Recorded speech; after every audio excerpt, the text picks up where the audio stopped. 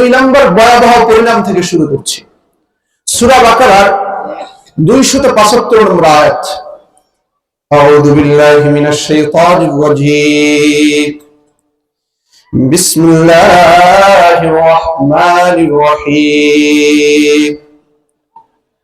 الذين يأكلون الربا لا يقومون إلا كما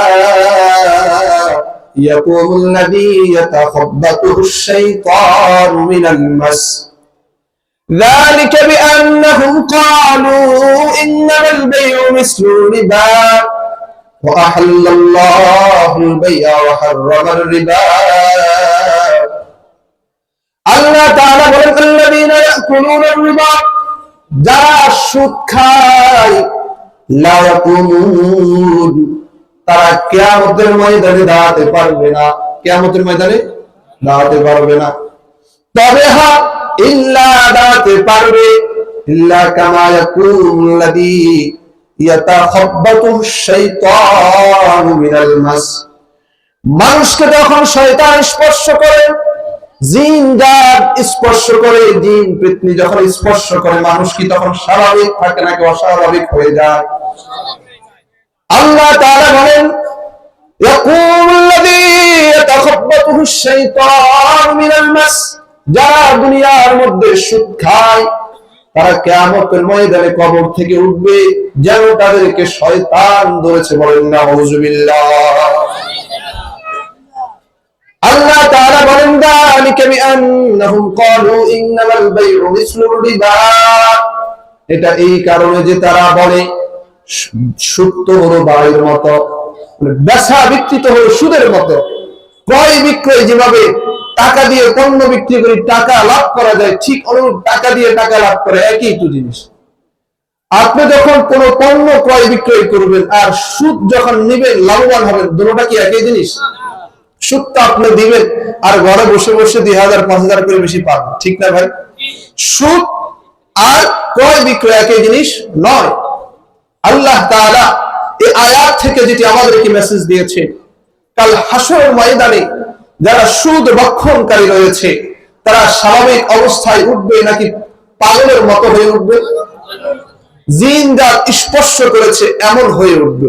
এমন হয়ে কেউ উঠতে চায়? জোরে বলেন, কেউ উঠতে চায়? এখন বলবেন হুজুর আল্লাহ তো বলেছেন আল্লাযীনা ইয়াকুলুনা রিবা, খাওয়ার কথা বলছে। আমি যদি সুদের টাকা দিয়ে ঘর করি, আমি যদি সুদের টাকা দিয়ে পাঞ্জাবি ক্রয় করি, আমি যদি সুদের টাকা মসজিদে দান করি, আমি যদি সুদের টাকা দিয়ে মোবাইলে এমবি ঢুকাই, তাহলে কি গুনাহ হবে? কারণ আল্লাহ তাআলা বলছে ইয়াকুলুনা রিবা, খাওয়ার কথা বলছে। এখানে একটা কথা বুঝেন, খাওয়ার মানে কি? খাওয়ার মানে হলো যেটা খায় সেটা আর বের হয় না। আচ্ছা, কেউ ভাত খাইলো, ভাত কি আবার সরাসরি বের করতে পারবে? ঠিক অনুরূপ যে ব্যক্তি সুদের টাকা একবার নেয় সে কি আর ফেরত দেয়? অর্থাৎ সুদের টাকা যেভাবেই আপনি ব্যবহার করবেন, যেভাবে অন্যের থেকে নিবে, এটা আপনার জন্য সুদ হবে আর ওই ব্যক্তির জন্য এই পাপগুলো। তাহলে দ্বিতীয় নাম্বার, প্রথম প্রকার কিন্তু পাপ কি প্রথম প্রকার এটা বলি নাই, দ্বিতীয় প্রকার বলেছি। 3 নম্বর, সুদের টাকা হইলে বড়লোক হবেন কিনা, এটার বরকত পাবেন কিনা। সূরা রুমের 39 নম্বর আয়াত, ওয়ামা আতাইতুম মির রিবাল লিয়ারবুয়া ওয়ামা আতাইতুম মির রিবাল লিয়ারবুয়া ফি আমওয়ালিন নাস ফালা ইয়ারবু ইনদাল্লাহ। আল্লাহ তাআলা বলেন তোমরা যে মানুষের সম্পদের মধ্যে রেখে তোমাদের সম্পদ সুদ দিয়ে বৃদ্ধি করো, ফালা ইয়ারবু ইনদাল্লাহ, সেটি আল্লাহ তাআলার নিকট বাড়ে না। দুনিয়াতে দেখতে যদিও বাড়ে কিন্তু আল্লাহর নিকট বাড়ে না। আল্লাহর নিকট কি করে না? বাড়ে না। আল্লাহর নিকট না বাড়লে আমার সমস্যা কি? মনে রাখবেন, আমরা যারাই মারা যাব 5টা বিষয় উত্তর না দিয়ে কেউ আল্লাহর সামনে থেকে কদম নাড়াতে পারবে। কয়টা বিষয়? 5টা। 2400 তিরমিজি শরীফের 2416 নম্বর বর্ণনার মধ্যে রয়েছে, আমরা সেই দিকে যাব না। অর্থাৎ আমরা যতই অর্থ কামাই করি না কেন সেটি আল্লাহ তাআলার কাছে বৃদ্ধি হবে না, যদিও দেখতে দেখা যায় আমাদের কাছে বৃদ্ধি হয়। নাউযুবিল্লাহ বলেন। সূরা বাকারার 276 নম্বর আয়াত, ইয়ামহাকুল্লাহু রিবা ওয়া ইউরবিস সাদাকাত। ওয়াল্লাহু লা ইউহিব্বু কুল্লা কাফফারিন আথীম। আল্লাহ তাআলা বলেন ইয়ামহাকুল্লাহু রিবা, আল্লাহ তাআলা সুদকে ধ্বংস করে দেন। বলেন নাউজুবিল্লাহ। আল্লাহ তাআলা সুদকে ধ্বংস করে দেন। ওয়া ইউরবিস সাদাকাত, আর সদকার সম্পদ আল্লাহ তাআলা বৃদ্ধি করে দেন। যখন আমি আপনি সদকা দান করব, আর আপনার সম্পদ বৃদ্ধি পাবে। আর আমি আপনি যখন সুদ নিয়ে নিজের সম্পদ বাড়াবো, আল্লাহ তাআলা বলেন আমি সেই সম্পদ ধ্বংস করে দিব। বলবেন হুজুর, সুদ খেতে খেতে অনেক বড় হয়ে গিয়েছে, কোটি কোটি টাকার মালিক। দেখবেন কোটি কোটি টাকার মালিক, কিন্তু ঘরে শান্তি নাই। ঘরে কি নাই? শান্তি নাই। সুদ খাইতে খাইতে খাওয়ার পরে বিশাল একটা ঘর করেছে, ঘরে যেদিন ঢুকবে সেই দিনে মারা যায়। আছে কি নাই? সুদের টাকা এত এত বেশি, কিন্তু ডাক্তার বলে জাল ছাড়া আর কিছু খাইতে পারবে না। আছে কি নাই? এই তো জাল ছাড়া কিছু খাইলে জাগাত খাবে, জাগাত মারা যাবে। বলে কি বলেন? তাহলে এই লোকের এত কষ্ট করে সুদের টাকা উপার্জন করেছে, কিন্তু সে কি কাজে লাগাইতে পারছে? পারে না। তাহলে সুদের মাল যতই বাড়বে সেটা ধ্বংস হয়ে যাবে। সেটা কি হয়ে যাবে? ধ্বংস হয়ে যাবে। সুদ খাওয়ার ভয়াবহ পরিণাম 4 নম্বর পাপ। 4 নম্বর বড় পাপ হলো রাসূল করিম সাল্লাল্লাহু আলাইহি ওয়াসাল্লামের হাদিস, মুসলিম শরীফে 3985 নম্বর বর্ণনা। আন জাবির রাদিয়াল্লাহু তাআলা আনহু قال لعن رسول الله صلى الله عليه وسلم آكل الربا وموكله وكاتبه وشاهديه وقال هم سواء। জাবির ইবনে আব্দুল্লাহ রাদিয়াল্লাহু তাআলা হতে বর্ণিত, রাসূল করিম সাল্লাল্লাহু আলাইহি ওয়াসাল্লাম অভিশাপ দিয়েছেন, লানত দিয়েছেন আকালার রিবা, যারা সুদ খায়। যারা কি খায়? অভিশাপ দিছে কে? রাসূল। অভিশাপ কে দিছে? অভিশাপ কে দিছেন? রাসূল। যারা সুদ খায় তাদেরকে অভিশাপ, ওয়া মুকিলাহু, আর যারা সুদ দেয় তাদেরকে অভিশাপ। নাউজুবিল্লাহ। আরো জোরে বলেন নাউজুবিল্লাহ। আর ওয়াকাতিবাহু, যারা লেখে, সুদের কথা লেখে। হ্যাঁ, 1 লক্ষ টাকা আপনার থেকে নিছে, আপনি প্রত্যেক মাসে 2000 করে দিবেন, একজনে লিখে দেয় না? রাসূল বলেন ওই ব্যক্তির উপরে অভিশাপ, ওই ব্যক্তির উপরে লানত, ওই ব্যক্তির উপরে লানত। ওয়া শাহিদাই, আর যারা সুদ দেওয়ার ক্ষেত্রে সাক্ষী থাকে। কি থাকে? সাক্ষী থাকে। ওয়া ক্বালা হুম সাওয়া, তারা উভয় সমান। নাউজুবিল্লাহ। সুদ যারা খায়, সুদ যারা দেয়, সুদ যারা রাখে, সুদের যারা সাক্ষী থাকে, সকলের উপরে অভিশাপ দিয়েছেন কে? অভিশাপ দিয়েছেন কে? রাসূল। আপনারা আমার কথার সাথে কথা যদি না বলতে পারেন, বুঝবো যে আপনার মনোযোগ এখানে নেই। কথার সাথে যখন কথা রিপিট হবে, বুঝবো যে মনোযোগ আছে। আমার কথা বুঝতেছেন, কথা বুঝে কষ্ট হয়। তাহলে কয় ধরনের ব্যক্তির উপরে রাসূল অভিশাপ দিয়েছেন? 4। সুদ খায়, সুদ দেয়, এরপরে সুদ যে লেখে, সুদের যে সাক্ষ্য থাকে, এই 4 ধরনের মানুষের উপরে সরাসরি রাসূল অভিশাপ দিয়েছেন। নাউজুবিল্লাহ। কোন রাসূল? যেই রাসূল উম্মতকে জান্নাতে নেওয়ার জন্য পুরো জীবনটা শেষ করেছে, সেই রাসূল আমাদেরকে অভিশাপ দিয়ে ধ্বংস করার জন্য অভিশাপ দিচ্ছে। নাউজুবিল্লাহ। কিসের জন্য? সুদ খাওয়ার জন্য। কিসের জন্য? সুদ খাওয়া যাবে, সুদ দেওয়া যাবে, সুদের সাক্ষ্য থাকা যাবে, সুদের ব্যাপারে লেখা যাবে। এই জন্য ব্যাংকে যারা চাকরি করেন খবর আছে, যারা কিস্তিতে ব্যাংকে চাকরি করেন খবর আছে, খুব ভয়ানক শাস্তি হবে। এটা হলো 4 নম্বর। 5 নম্বর, নাসাই শরীফের 5102 নম্বর বর্ণনা। قال رسول الله صلى الله عليه وسلم آكل الربا وموكله وكاتبه إذا علموا ذلك الملعونون على لسان محمد صلى الله عليه وسلم يوم القيامة। রাসূল করিম সাল্লাল্লাহু আলাইহি ওয়াসাল্লাম বলেন, আকিলুর রিবা, যেই ব্যক্তি সুদ খায়, ওয়া মুকিরুহু, আর যে ব্যক্তি সুদ দেয়, ওয়া কাতিবুহু, আর যে ব্যক্তি সুদ লেখে, ইদা আলিমু যালিক, জেনে শুনে। কি করে? জেনে শুনে। রাসূল বলেন মালউনুন আলা লিসান মুহাম্মাদিন সাল্লাল্লাহু আলাইহি ওয়াসাল্লাম, আলা লিসানি ইয়াউমাল কিয়ামা, কিয়ামতের ময়দানে উম্মত যখন হাহাকার করবে, ইয়া নাফসি বলবে, তখন সুদ বক্ষণকারী, সুদ দেনওয়ালা, সুদ লেখনেওয়ালাদেরকে স্বয়ং রাসূল করিম সাল্লাল্লাহু আলাইহি ওয়াসাল্লাম লানত দিলেন। বলেন নাউযুবিল্লাহ। এমন কোন গুনাহের কথা আপনি শুনেন নাই, এমন কোন গুনাহের কথা আপনি কোরআনে হাদিসে দেখাতে পারবেন না রাসূল এভাবে অভিশাপ দিয়েছে। আপনারা কি আজ পর্যন্ত শুনেছেন নামাজ না পড়লে অভিশাপ, রাসূলের অভিশাপ শুনেছেন? জোরে বলেন। আপনারা কি শুনেছেন যেই যাকাত আদায় করবে না তার উপর রাসূলের অভিশাপ শুনেছেন? আপনারা কি শুনেছেন যে দাড়ি না রাখলে রাসূলের অভিশাপ শুনেছেন? সব গুনাহ, কিন্তু সুদের মতো এত ভয়ঙ্কর গুনাহ আর একটাও নেই। নাউযুবিল্লাহ বলেন। 6 নাম্বার, এটা আরো ভয়ানক। উমদাতুত তাফসিরে 1 নম্বর খণ্ডে 330 নম্বর পৃষ্ঠায় এসেছে, আন ইবনে আব্বাস রাদিয়াল্লাহু তাআলা আনহু قال قال رسول الله صلى الله عليه وسلم آكل الربا يبعث يوم القيامة مجنونا يخنع।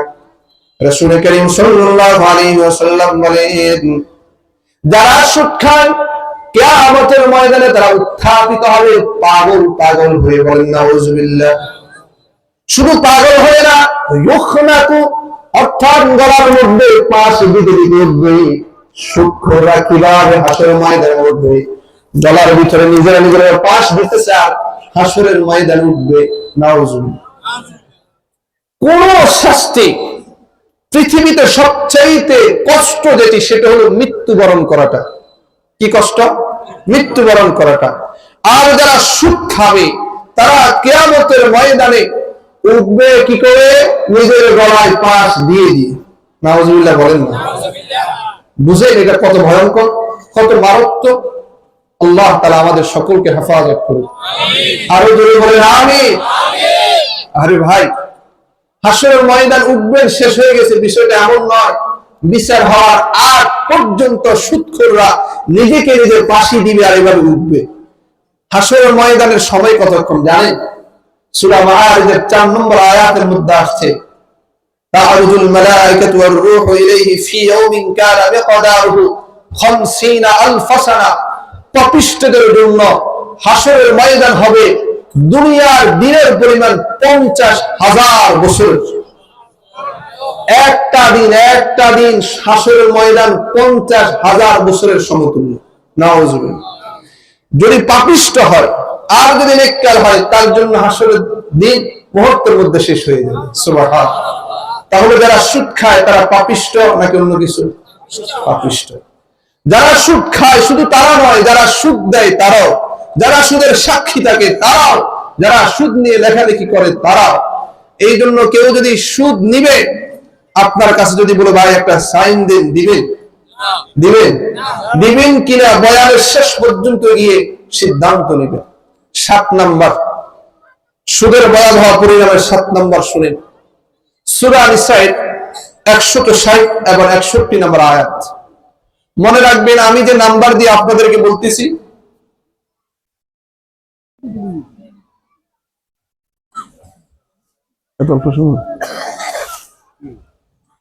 সুদের যেই ভয়াবহ পরিণাম, আল্লাহ তাআলা বলেন, ফাবিযুলমিন মিনাল্লাযীনা হাদু হারামনা আলাইহিম তাইয়্যিবাতিন উহিল্লাত লাহুম ওয়া বিসাদদিহিম আন সাবিলিল্লাহি কাসীরা ওয়া আখযিহিমুর রিবা ওয়া কাদনুহু আনহু ওয়া আকলিহিম আমওয়ালান নাস বিল বাতিল।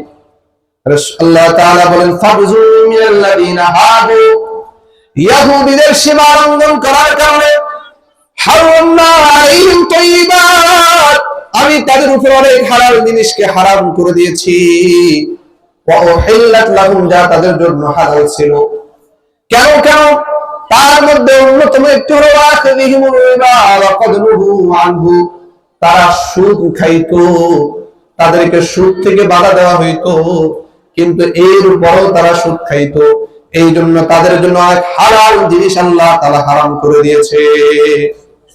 এই জন্য ইহুদিদের জন্য অনেক হালাল জিনিসকে হারাম করে দিয়েছে। আমরা যদি সুদ খাই আমাদের জন্য অনেক হালাল জিনিসও হারাম হয়ে যাবে। বলবে হুজুর কিভাবে? দেখবেন যখন আমরা সুদ খাইতে খাইতে বড় লোক হয়ে, আগে বললাম শেষ অবস্থা জাল ছাড়া কিছু খাইতে পারে না, হয়েছে কি হয় না এরকম? ডাক্তার বলে আপনি শুধু ইনজেকশন দিন আর একটু পানি খাবেন, আর কিছুই খাইতে পারবেন না। তার মানে সবকিছু কি করে দিয়েছে? তার জন্য অবৈধ করে দিয়েছে। কে করেছে? আল্লাহ করেছেন।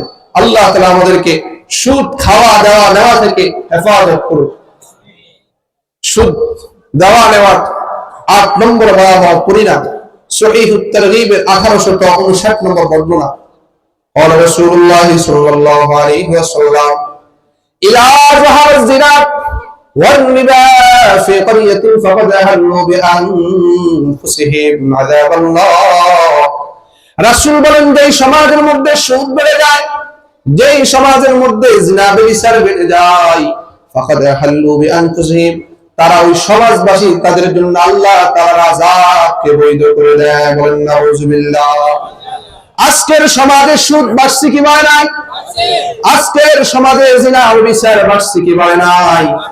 তার মানে আমরা আমাদের জন্য আযাব বৈধ করে নিচ্ছি কি নিচ্ছি না? রাসূল করিম সাল্লাল্লাহু আলাইহি ওয়াসাল্লামের আরো ভয়ানক সুদ সম্পর্কে হাদিস সামনে বলতেছি।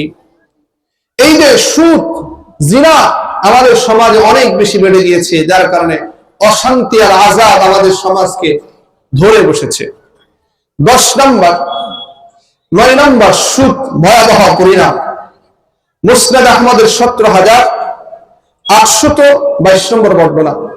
মা মিন কওমিন ইয়াজহারুজ জিনা ওয়ার রিবা, রাসূল করিম সাল্লাল্লাহু আলাইহি ওয়াসাল্লাম বলেন, যে জাতির মাঝে জিনা বৃদ্ধি হয়, ফিহিমুর রিবা, যে জাতির মধ্যে সুদ বৃদ্ধি হয়, ইল্লা উখিদু বিসসামা, ওই সম্প্রদায়কে, ওই জাতিকে আল্লাহ তাআলার পক্ষ থেকে দুর্ভিক্ষ এসে পড়ে।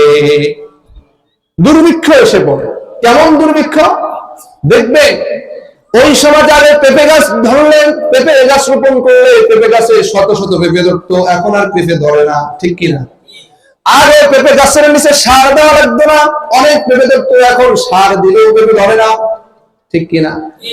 আগে অনেক বেশি দাম হতো, সুদ বেড়ে যাওয়ার কারণে, বন্যা হবে, অনেক কিছু হওয়ার কারণে তাদের সমাজে আর দাম হবে না, দুর্ভিক্ষ শুরু হয়ে যাবে। আজকে আমার আপনার সমাজে দুর্ভিক্ষ চলছে কি চলছে না? এই জন্য সুদ মুক্ত সমাজ গঠন করতে হবে কি হবে না? আল্লাহ তাআলা আমাদেরকে সুদ মুক্ত জীবন গঠন করার সেই তৌফিক দান করুন। সুদের 10 নম্বর ভয়াবহ পরিণাম। এমন 7টি ভয়ঙ্কর কাজ আছে যেটা থেকে আল্লাহ তাআলা স্বয়ং নিষেধ করছেন, রাসূল নিষেধ করছেন। রাসূল সাল্লাল্লাহু আলাইহি ওয়াসাল্লাম বলছেন 7টা ধ্বংসাত্মক বিষয় আছে। কয়টা? 7টা। সেগুলো থেকে বেঁচে থাকো। 7টা বিষয় ব্যাখ্যা করার সুযোগ নাই, সময় খুবই সংক্ষিপ্ত। বুখারী শরীফে 2766 নম্বর বর্ণনা। قال رسول الله صلى الله عليه وسلم اجتنبوا السبع الموبقات, রাসূল বলেন তোমরা ধ্বংসাত্মক 7টি জিনিস থেকে বেঁচে থাকো। কয়টি বিষয়? আরো জোরে মেনে চলতে পারবেন? পারবেন? আওয়াজ নেই, পারবেন? ইনশাআল্লাহ। قالوا يا رسول الله وما هن, সাহাবায়ে কেরাম জিজ্ঞেস করলেন ওই 7টা বিষয় কি কি? রাসূল বললেন قال الشرك بالله, 1 নম্বরে আল্লাহর সাথে কাউকে শিরিক করা, আল্লাহর সাথে কাউকে শরীক করা, এটা হলো ধ্বংসাত্মক একটি কাজ। শরীক করা যাবে? আর জোরে বলেন। সূরা জুমারের 65 নম্বর আয়াতের মধ্যে আছে আল্লাহ তাআলা বলেন লা ইন্না আশ-শারকা লাহবাতান্না আমালুকা ওয়া লা তাকুনান্না মিনাল খাসিরিন, যদি তোমরা আল্লাহর সাথে কোনো কিছুকে শরীক করো, আল্লাহ তাআলা তোমাদের জিন্দেগীর যত আমল আছে সব আমল ধ্বংস করে দিবেন। আউযুবিল্লাহ। শিরিক করা যাবে। 2 নম্বর হলো ওয়াসিহু, জাদু করা, এটা হলো ধ্বংসাত্মক কাজ। জাদু করা যাবে? অনেক যুবক আছেন যেই মেয়েটাকে পছন্দ হয় তার নামে জাদু করে দেয় যাতে করে তার বিবাহ না হয়। এমন সমাজে আছে কি নাই? ওই মেয়েটার 7 বছর 10 বছর বিবাহ হয় না, কেন কেন কেন? খুঁজতে গিয়ে দেখা গেল ওই মেয়েটার জাদু করে বিবাহটা বন্ধ করে রেখেছে। আছে কি নাই? আরো জোরে বলে। যুবক ভাইরা, করা যাবে? এভাবে করা যাবে না, এটা ধ্বংসাত্মক একটি কাজ। আল্লাহ তাআলা আমাদেরকে হেফাজত করুন। কয়টা বললাম? কয়টা বললাম? মনোযোগ দিয়ে শুনুন না। কয়টা? 2টা। শিরিক বললাম, আরেকটা জাদু বললাম। 3 নাম্বার ওয়াকাতলুন নাফস। কতলুন নাফসুল্লাতী হারামাল্লাহু ইল্লা বিল হাক্কি। অন্যায়ভাবে মানুষকে হত্যা করা, এটা হলো ধ্বংসাত্মক একটি কাজ। হত্যা করা যাবে? হত্যা সম্পর্কে আমার লম্বা ছোট একটি আলোচনা আছে, ইউটিউবে আপনারা দেখবেন। এই আলোচনাটা আমাদের সকলের এই সম উপযোগী, শোনা দরকার। হত্যা করা ভয়াবহ পরিণাম কি? আল্লাহ তাআলা সূরা নিসার 93 নম্বর আয়াতের মধ্যে বলেছেন, হুমাইয়াকুতুল মুমিনান মুতাআম্মিদান ফাজাযাউহু জাহান্নামু খালিদান ফিহা ওয়া গাদিবাল্লাহু আলাইহি ওয়া লা'নাহু ওয়া আ'আদ্দা লাহু আযাবান আযীমা। আল্লাহ তাআলা বলেন, তোমাদের মধ্যে যেই ব্যক্তি ইচ্ছাকৃতভাবে কোন মুমিনকে হত্যা করে, ফাজাযাউহু জাহান্নাম, তার প্রতিদান হলো সরাসরি জাহান্নাম। নাউজুবিল্লাহর আওয়াজ নাই। আরো জোরে। ওয়া গাদিবাল্লাহ, যারা কোন মানুষকে হত্যা করে তাদের উপর সরাসরি আল্লাহ তাআলা গজব নাযিল করে। দেখেন না, ফালাল লাগে। দেখেন না, হত্যা করে কি হয়েছে না পালন করা লাগে? এই জন্য যারা এখন হত্যাকাণ্ড করছেন, যদি আওয়াজ চেঞ্জ হয় আপনাদেরকে পালাইতে হবে। কি দরকার আছে এরকম হলাহলি খেলা? দরকার আছে? আল্লাহ তাআলা আমাদেরকে বুঝার তৌফিক দান করুন। এরপরে ওয়ালা আলাহু, সরাসরি যারা মানুষকে হত্যা করে তাদেরকে আল্লাহ তাআলা অভিশাপ দেন। আল্লাহ তাআলা বলেন, আ'আদ্দা লাহু আযাবান আযীমা, আমি আল্লাহ তাদের জন্য ভয়ঙ্কর ভয়ঙ্কর শাস্তি প্রস্তুত করে রেখেছি। দুনিয়ার মানুষ সব কিছু চেষ্টা করে একটা মানুষের জীবন দিতে পারবে? জীবন তো দূরের কথা, এই আধুনিক বিজ্ঞান এসে একজন মানুষের শরীরে যে রক্ত চলাচল করে এক ফোঁটাকে বানিয়ে আমাদেরকে দেখাতে পেরেছে। তাহলে বিজ্ঞান কোথায়? ইসলাম কোথায়? আল্লাহ কোথায়? মানুষ হত্যা করা যাবে? আরো জোরে হত্যা করা যাবে? 4 নম্বর ওয়াকুলুর রিবা, সুদ খাওয়া। যারা সুদ দেয়, সুদ খায়, তাদের উপর অভিশাপ। এটা হলো ধ্বংসাত্মক একটা কাজ। 5 নম্বর ওয়াকুলু মালিল ইয়াতীম, এতিমের মাল ভক্ষণ করা, অন্যায়ভাবে মানুষের মাল ভক্ষণ করা। আমাদের সমাজে এমন মানুষ আছে কি নাই?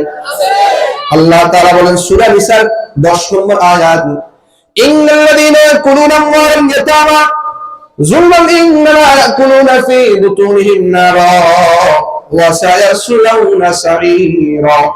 আল্লাহ তাআলা বলেন, নিশ্চয়ই যারা এতিমের মাল অন্যায়ভাবে ভক্ষণ করে তারা যেন মাল খায় না, বরং তাদের পেটের ভিতরে আগুন ঢুকায়। বলেন নাউজুবিল্লাহ। আমাদের সমাজে এতিমের মাল খায় কি খায় না? আল্লাহ তাআলা আমাদেরকে এতিমের মাল ভক্ষণ করা থেকে হেফাজত করুক। সকলে বলি আমিন। আল্লাহ তাআলা বলেন ওয়াসায়াসলাউনা সাঈরা, আল্লাহ তাআলা তাদেরকে সাঈর নামক জাহান্নামে প্রবেশ করাবে। 7টা ধ্বংসাত্মক কাজের মধ্যে কয়টা বললাম? 5টা বললাম। কয়টা? 1 নম্বর কি বললাম? মনে আছে? শিরিক। কি? 2 নম্বর সিহর, জাদু করা। 3 নম্বর মানুষ হত্যা করা। 4 নম্বর কি বললাম? সুদ খাওয়া। 5 নম্বর এতিমের মাল ভক্ষণ করা। ভুলে গেছি, মন দিল নাই, আসেনি? ওয়াতাওয়াল্লি ইয়াওমাজ যাহফি, যুদ্ধের ময়দান থেকে পলায়ন করা। যুদ্ধের ময়দান থেকে পলায়ন করা যাবে না। 5-7 নম্বর ওয়াকাসফুল মুহসানাতিল মুমিনাতিল গাফিলাত, কোন সতীসাধী নারীকে অপবাদ দেওয়া যাবে না। আমাদের সমাজে অপবাদ আমরা দিই না, দেওয়া যাবে না। এটা ধ্বংসাত্মক একটা কাজ।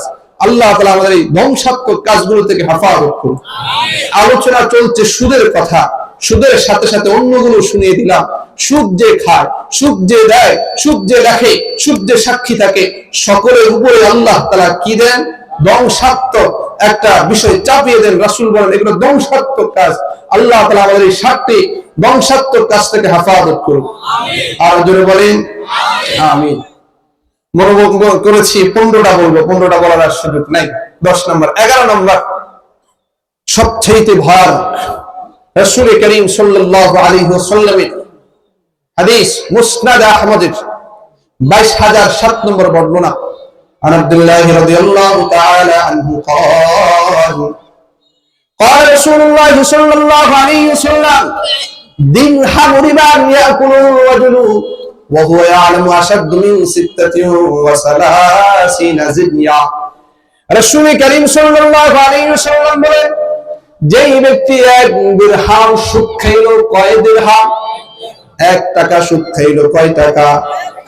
ওয়া হুয়া ইয়ালামু, জেনে শুনেন, আসাদ্দু মিন 60 সানা 36 জিনিয়া, 36 বার জিনা করার যেই গুনাহ, 1 টাকা সুদ খাওয়া আরো ভয়ঙ্কর গুনাহ। নাউযুবিল্লাহ।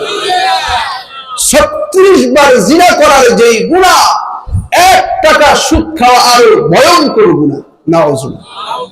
এটা বললাম কত নাম্বার? 11 নম্বর। তাহলে সুদ খাওয়া যাবে না। কতবারের গুনাহ? আমি কি হাদিস বলছি নাকি গাল কথা বলছি? নাম্বার বলছি? খুলে দেখেন কত নম্বর হাদিস, কি আছে না আছে। এর পরেরটা শুনে 12 নম্বর পাপ, ইবনে মাজাহ 2274 নম্বর বর্ণনা। আর রাসূলুল্লাহ সাল্লাল্লাহু আলাইহি ওয়াসাল্লাম আর-রিবা 70 খুবান আইসারুহা আইয়ানকিহার রাজুলু উম্মাহু। রাসূল করিম সাল্লাল্লাহু আলাইহি ওয়াসাল্লাম বলেন, সুদ যে খায়, সুদের 70টি গুনাহ রয়েছে। কয়টি? আরো জোরে বলেন।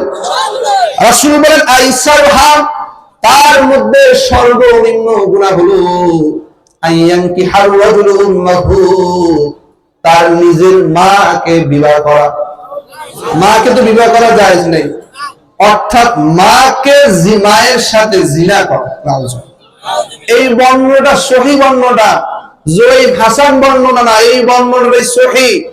1 টাকা সুদ খাওয়া মানে সুদের 70টি গুনাহ রয়েছে, তার মধ্যে সর্বনিম্ন গুনাহ হলো নিজের মায়ের সাথে রাত কাটানো। আজকের সমাজে আমাদের মা বাবাকে যদি কেউ গালি দেয়, আমরা সহ্য করতে পারি না।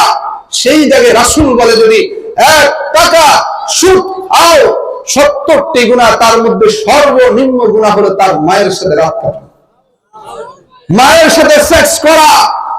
আর কিভাবে বললে জাতি বুঝবে সুদ এটা খুব ভয়ঙ্কর? মায়ের সাথে জিনা, ব্যভিচার, রাত কাটানো হলো 1 টাকা সুদ খাওয়া সর্বনিম্ন গুনাহ। সুদ খাওয়া যাবে ভাই? কোন পথ আছে? এই জন্য এই সুদ খাওয়া সম্পর্কে যারা ব্যাংকে চাকরি করে, করবেন না, ছেড়ে দেন, করার প্রয়োজন নাই। আল্লাহ তাআলা রিজিকের ব্যবস্থা করবেন। এটা সুদ, সরাসরি সুদ। আপনি বলেন, আমি খাবো কি? আমি কি খাবো? আমার উপরে তো সরাসরি রাসূল অভিশাপ দিচ্ছে না? জোরে বলেন না। হাসর ময়দানে অভিশাপ দিবে, দুনিয়ার মধ্যে অভিশাপ দিবে। আল্লাহ তাআলা আমাদের সকলকে হেফাজত করুন। 1 নাম্বার কারণটা কিন্তু এখনো বলি, খেয়াল আছে? 1 নাম্বার সূরা বাকারা 278 নম্বর আয়াতের মধ্যে আসছে, ইয়া আইয়ুহাল্লাযীনা আমানুত্তাকুল্লাহ ওয়া যারু মা বাকিয়া মিনার রিবা ইন কুনতুম মুমিনিন। আল্লাহ তাআলা বলেন, হে ঈমানদারগণ, ইত্তাকুল্লাহ, তোমরা আল্লাহকে ভয় করো। কাকে ভয়?